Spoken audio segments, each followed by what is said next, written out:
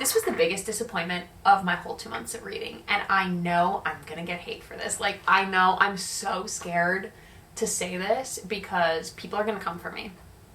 People are gonna come for me because this is a very well-loved series, and I don't get it. I don't get it. Hello everyone, and welcome to my channel. I can't even say back to my channel because this is the very first video I'm posting. This is my January-February reading wrap up. I got back into reading around 4 years ago, and ever since then I have been on a journey to read more and more, and obviously have gotten very entrenched in the book talk and booktube community. And so I thought, if you can't beat them, why not join them? So let's crack open a little bevy. I've got my Celsius here. And let's jump into the reviews. The first book I read this year was None of This Is True by Jewell. The premise of this book is that essentially two women meet on a shared birthday. They're exactly the same age at a restaurant, but one of them is a well-known podcaster and the other one is just kind of this unassuming regular person. And essentially Josie, the regular schmegular girl, she becomes obsessed with Alex, who is the podcaster. She begins to kind of fixate on her and kind of weasel her way into Alex's life. I have a love-hate relationship with Jewell books because I feel like they are very easy to read and they're really great to get me out of a reading slump. However, they're not like the world's most incredible piece of literature. However, I liked this just fine and I rated this 3.5 stars. I could predict where the story was going. It ended a little differently than how I had imagined, but if you like dual POV, unreliable narrators, this is a good book for you. It's a very easy read. All of Jewell's books go down like water. The second book I read this year was The Measure by Nikki, Erick. The premise of this book is that one day everybody wakes up and on their front doorstep, whatever, there is a box with a string in it that measures their lifespan. I believe it's when you turn 18 or 21, I can't exactly remember. And in the beginning, there's really no form of measurement. So you have the length of string, but you don't know what that means necessarily. I mean, you can obviously tell if it's long or short. And very quickly, the world kind of descends into chaos. And you've got multi-POVs, so you've got different couples going through, having different length strings. You've got people that choose not to look at their strings. You have people that have short strings. And it's really interesting to see how humanity and governments react to this. This wasn't a super like monumental read for me. There were a couple moments that I really, really liked in the book, but I felt like the themes were pretty obvious and a little heavy-handed. And it just lacked a bit of depth for me, which is why I rated it 3 stars. However, there was one quote that I really liked. So this is spoiler free, but this is basically in a short string support group. And the therapist said, "Do you think I did something to put myself in this chair? Or that any of the people in this room did something to shorten their strings?" "No, of course not, Sydney Hall." "Then why should you view yourself with any less compassion?" And that is really poignant to me because I feel like I really am hard on myself and I don't give myself the grace that I give other people, so I did really appreciate that quote. The third book I read this year was Black Lake Manor by Morpuss. This I actually had a physical version of. It was a friend's book that I borrowed while I was in France for the month. I also ended up rating this one 3 stars. I tend to be a little lenient with thrillers because if they shock me in the end or if something exciting happens, I'm more likely to rate it higher.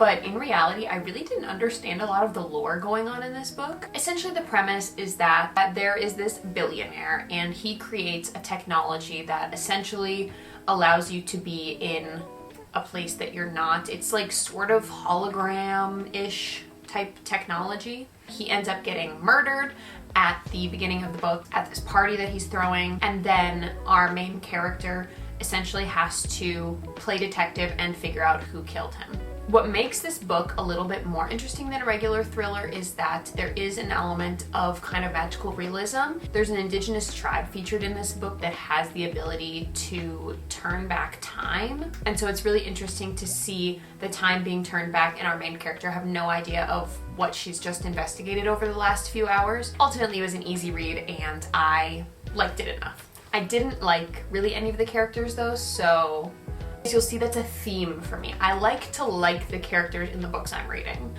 Number 4, nobody is surprised, I read Onyx Storm. Now, of course, I had to read this the moment it came out because I knew I was gonna see hype about it everywhere and I was gonna see theories and I wanted to feel included. I loved Fourth Wing and I did not like Ironflame. I am a self-proclaimed fantasy girl, so I'm very picky when it comes to my fantasy. I thought Fourth Wing was a great time. It was fun. It was exactly what I like in a fantasy. Dragons, school setting, kind of trials-ish. And I felt like the romance was cute in book 1.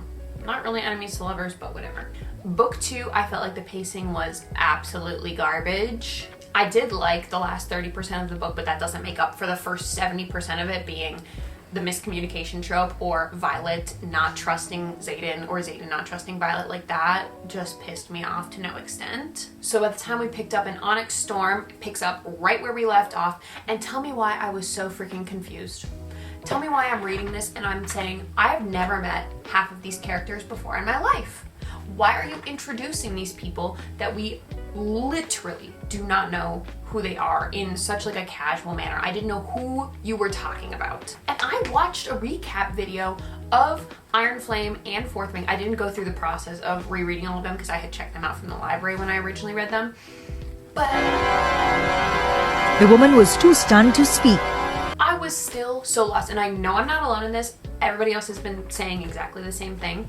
I will say, I liked Onyx Storm better than Ironflame. I still rated it the same. I rated it 3 stars because I felt like all of the corrections that Rebecca Yarros got from Ironflame, like people complaining about the plot being slow, she overcorrected in Onyx Storm. I felt like there was something happening every 10 pages, and we really didn't have a chance to just like breathe and enjoy the story and where it was going. I do not think that this had as much middle book syndrome as Ironflame, and I will fight anybody to the death that thinks that Ironflame was better than Onyx Storm, because that's just wrong. I liked learning more about the lore. I liked learning about the Irids, and I really was on the edge of my seat for the cliffhanger that book left us on. And listen, is what is this saga? The Empyrean saga or whatever? Is this the greatest series that fantasy has ever had? Absolutely not. Am I gobbling up every single theory that people are putting on TikTok and BookTube? Yes, I am, because at the end of the day, I'm a bandwagon fan and I want to be included. So, leave your theories down below. No spoilers here, but there's some shady stuff going on. Number 5 was Dark Matter by Blake Crouch. I rated this 4 stars. This was my highest rated book of January, and it was a highly anticipated read for me. I had seen a lot of people really enjoy this book and say that the twists and turns, you couldn't really see the ending coming. I sort of agree. I could kind of predict where the story was going, which didn't make it any less enjoyable. I think that sometimes people get really annoyed if they can predict the way that a story is going to end. I don't care. I think that means it's constructed well. And then if you surprise me, it's a bonus. Essentially, the premise of this book is, and this is not a spoiler, this happens within like the first literal chapter of the book.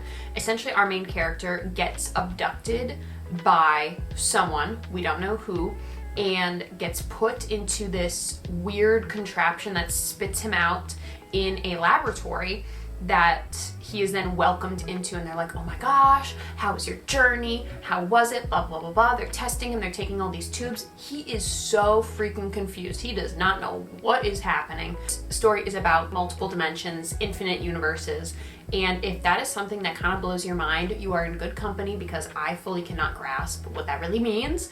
However, I think that it was done in a really cool way, and a way that made the multiverse very easy to understand. I am also a sucker for kind of like alternate reality books. I loved The Midnight Library. I know that's a hot take, but books like that where you get to see the what ifs of your life, I find that so fascinating. If you need a good like entry-level sci-fi book, I feel like this one is very easily digestible. You don't have to understand all of the science behind it. I think it was just written really well, and it was entertaining, and it has a happy ending, sort of. No, it does have a happy ending.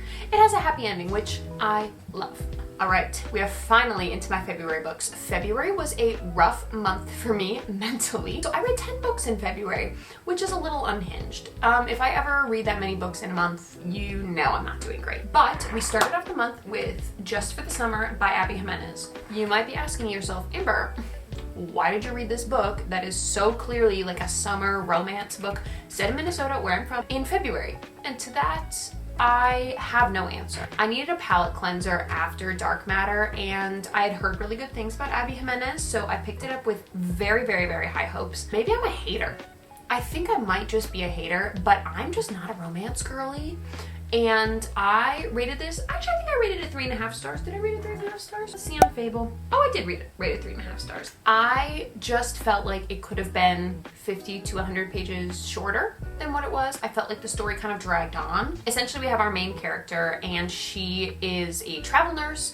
She meets this guy on Reddit who essentially has the same curse that she has, in that everybody they date after they break up, they find their soulmate. And so she's like, that's actually hilarious. I have the same thing. They talk on Reddit. He convinces her to move to Minnesota for a travel nurse contract for the summer, just for the summer. Meanwhile, he is going through a lot of things on his own. He is pretty much like insta-love with her, which is something that I don't love. He's also dealing with like taking over custody of his younger siblings and kind of having that whole dynamic happening. There's also another dynamic with our main character's mom, who unfortunately shares my name, and we don't like her. We don't like her. So RIP to all the Ambers out there, but the mom kind of sucks. I have no interest in like an insta love and then she's like not ready to commit, so like she pulls away. I find that really trite, and that's not my favorite trope in a romance book. So honestly, I probably would rate it now like 3.25, but we'll stick with the 3.5, I guess. Also, sorry, I don't have physical copies of a lot of these. I read a lot on my Kindle this month. My Kindle Unlimited was putting in the work for real. Okay, on to whatever book we're on. I don't even know what book we're on. 7? I read Our Wives Under the Sea by Julia Armfield. I also had very high expectations for this book, and I was let down. Maybe I'm not a literary fiction girl. I actually don't think that's true. I do like lit fic, but something about this one, again, it all goes back to having likable characters. I need a likable character. Sorry, I got scared. I thought I wasn't recording for that whole time and I was gonna kill myself. The main premise of this story is that we have our two main characters, it is dual POV, who are married, and one of them goes on an undersea expedition that goes horribly wrong, and she comes back. She's changed, right? She's changed in a very, very strange way.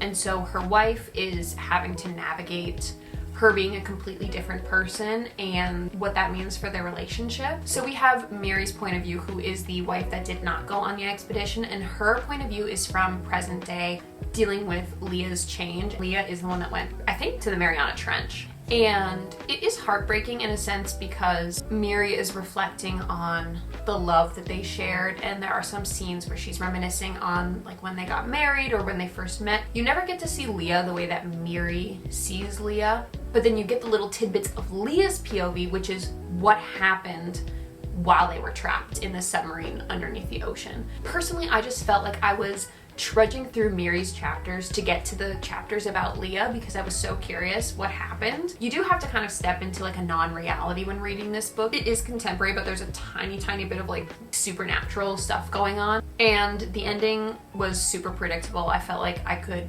predict it from like a third of the way in. I just didn't really like either of them very much, to be honest, especially Mary.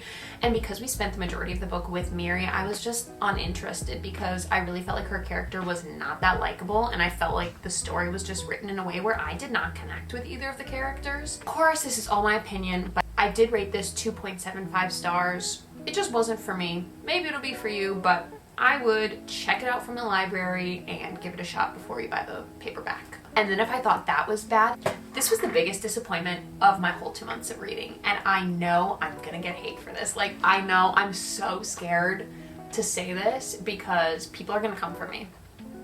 people are gonna come for me because this is a very well-loved series, and I don't get it. I don't get it.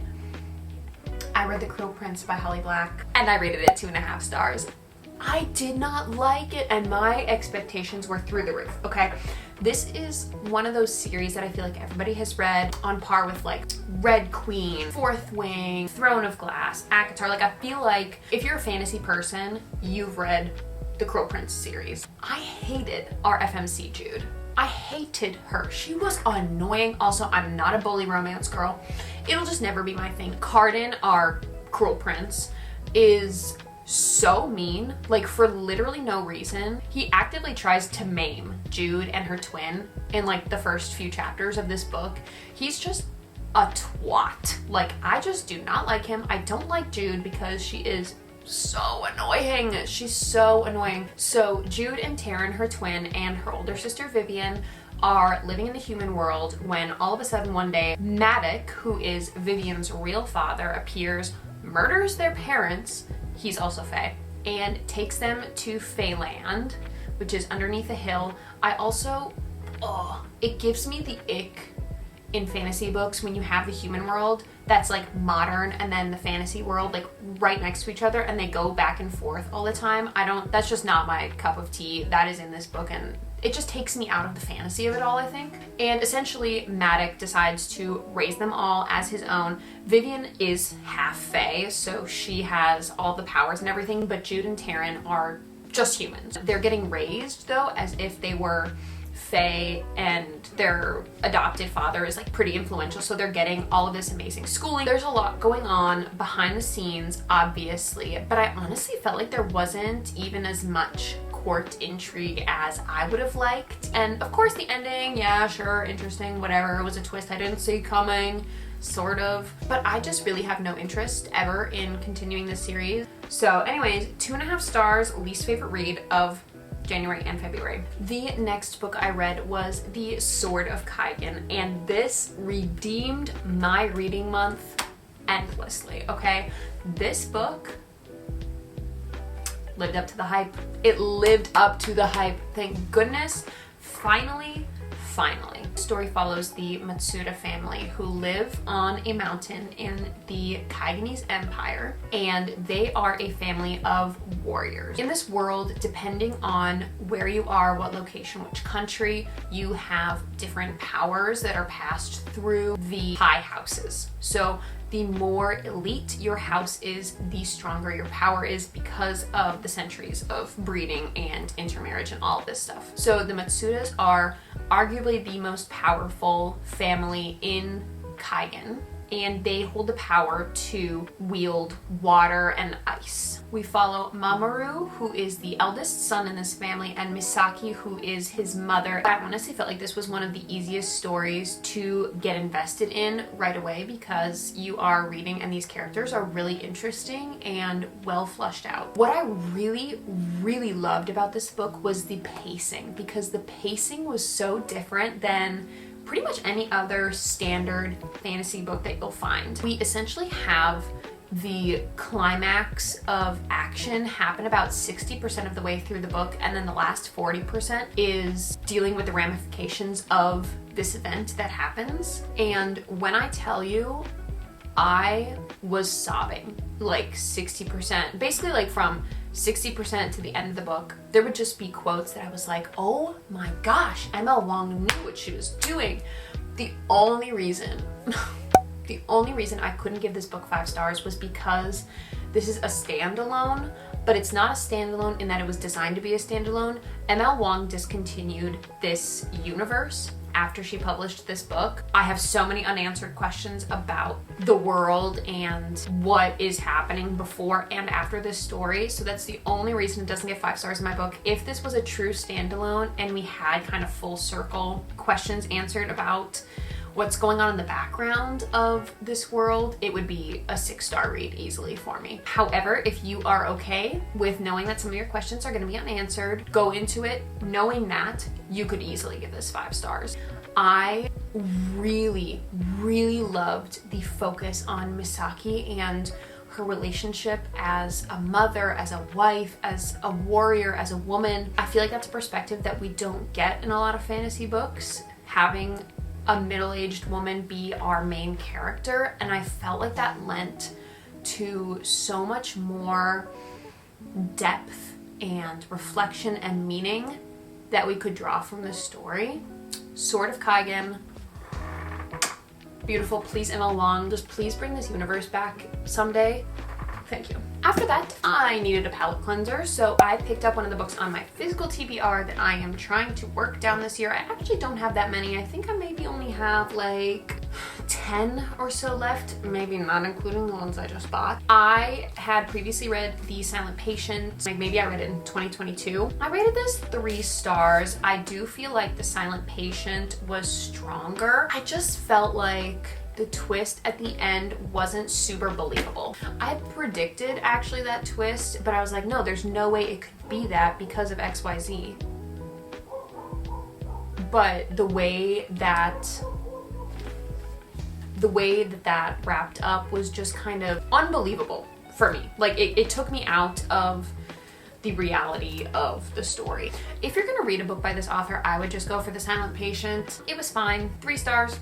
The next 3 books I read were the Spark of the Everflame series. I had been hearing talk about this, of course, on the Book Talk and BookTube, and I decided to pick it up because it was on Kindle Unlimited, and I really liked it actually. I rated the first book 3.75 stars, the second book 3.75 stars, and the third book I think I rated 3.25 or 3 stars.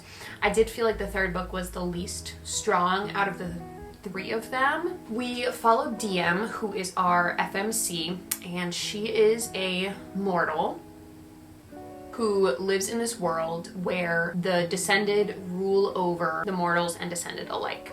So the mortals are essentially the offspring of the kindred, which were these mythical god-like creatures that came down, procreated with mortals, and then passed on, you know, a certain type of power depending on what kindred you claim heritage from and what region of this world you live in. So the magic system is actually really, really interesting. Best part of the series for me, I think, is the slow burn romance. When I say I like slow burn, I like it like this series, okay? We don't get anything really until the end of book 2, and that's what I love. Unfortunately, in book 2, DM is an idiot, and she is extremely naive, and that's why I really didn't like book 3 as much as the first 2 books. The saving grace of this series is Luther. He is the blueprint. I mean, he is a simp. He is a simp, period, point blank. I don't know why he loves DM as much as he does. Personally, I don't see it. But there's one quote in particular that literally rocked my world. What did he say? He goes, "I want every breath, every laugh, every tear, every taste of your mouth, every inch of your skin. I want to kneel at your feet, soaked in the blood of your enemies, then worship your body until you scream my name." That's crazy. That's crazy. How am I supposed to be swiping on Hinge when there are people like that in books? That's the expectation, unfortunately. Apparently the last book is coming out maybe this year, maybe next year. I will finish the series because I am intrigued to see how it ends. Like I said, I really like the magic system. I really do like where the plot is going. It's just DM that makes it a little bit unbearable, but unfortunately I am willing to soldier through. And 3 books in, of course I'm going to finish the 4th one. So the 9th book I read was The Writing Retreat by Julia Bartz. I read this as a palate cleanser after binging the Spark of the Everflame series. I had just heard somebody talk about it on BookTube, and it was available on Libby, had an audiobook, so I just swiped it up. I was like, you know what? Doesn't need to rock my world, doesn't need to be anything, and it didn't rock my world. It was a solid 3-star read. It follows our main character Alex, who gets invited to this writing retreat by her favorite author of all time, and things start to get a little spooky, a little creepy, a little crazy. They have these crazy high word count expectations that they are required to write every single day. I think it's around 3,000 words a day, because when they get to this writing retreat, they essentially are writing a novel from scratch in a month. Now, I kind of love violence in thrillers. Like, I like it to be scary, I like it to be spooky. I did feel like this lived up to that part. It was just a little obvious. It was a little basic. It was still entertaining enough. I binged it in like 2 sittings. I really don't have a lot to say, honestly, about this book. The audiobook was pretty good. Didn't blow my mind, but I didn't regret reading it at all. And the last book I read, and I literally just finished today, is Ready or Not by Cara Bestrone. I rated this 3 stars as well. This is a contemporary romance. It follows our main character, Eve, who has an unplanned pregnancy. You literally find that out about in the first chapter of the book. It's not a spoiler. And she's navigating kind of going through with the pregnancy. Okay, minor spoilers. Her baby daddy is in a relationship with someone else. She has her childhood best friend who is struggling to conceive and who's having a really hard time supporting her through this pregnancy as well. And then you have the love interest, who is the childhood best friend's older brother. Shep, our main love interest, is just an absolute golden retriever boyfriend. He is absolutely wonderful. It was a bit cheesy for my taste personally, but I actually love an unplanned pregnancy trope. Again, I'm not like the biggest romance fan, so it would take a lot for a romance book for me to be rated 5 stars, but I still really enjoyed it, and I think if you like those kind of tropes, then you'll love this book. So that was my reading wrap up for the month. Let me know what you guys read this month down in the comments below. Let me know your opinions, and if you disagree, but please be nice, because I'm really fragile right now. I'm really excited to have this community, have you guys to talk to. The next video will be my March TBR, so stay tuned for that. Until then, I'll talk to you guys later.